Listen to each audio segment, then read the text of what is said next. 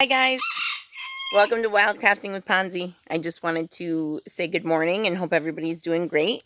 Today I want to talk to you a little bit about some of the medicinal herbs and plants that grow right in our backyard that many of us think are weeds, and teach you a little bit about all the healing properties that they have. I am in my backyard in Edinburgh, New York, and some of the things that are native to this area include mugwort, which is one of my most favorites. Mugwort is known as Artemis vulgaris, and it was named after a Greek goddess of virginity, hunting, childbirth, and animals. So, of course, you know me, one of my favorite herbs. I learned a lot about this herb last summer when I went and camped out with the wolves down at the conservation center and was able to take a workshop in wildcrafting with the sacred warrior, Vanessa Shakur.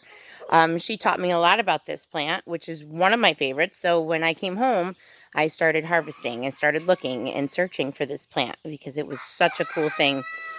So in my backyard, I'm going to switch the camera around here. We have mugwort growing wild. And mugwort is a plant that's native to Asia and North America, but it's found throughout our region. And it's been used for many, many years medicinally and also in culinary herbs. So as you can see, they grow in stalks.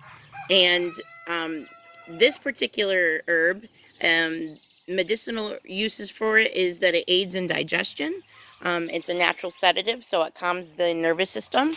It's also been known as the dream plant or the witch's herb because it promotes lucid dreaming. It also helps to combat insomnia. Has an antibacterial agent in it, and it reduces the symptoms of poison ivy and poison oak.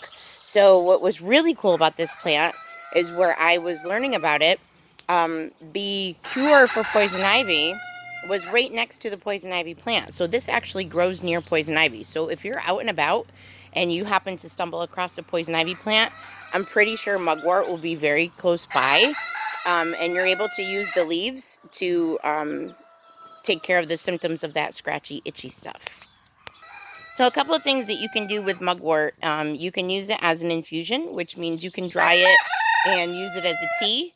The leaves in general, they smell very much like sage. So it's known as black sage. So if you take this and you find this in the wild and you rub it between your fingers, it has a little bit of an oily, greasy film on it. And if you smell it, it's very aromatic and it smells very similar to sage. So you can take this particular plant, chop it up, and place it in a jar with a lot of olive oil and do what's called an oil infusion. And then you put that jar out in the sun so that it's getting a lot of the heat from the sun. So all of the really awesome healing properties of this plant will be infused into the oil.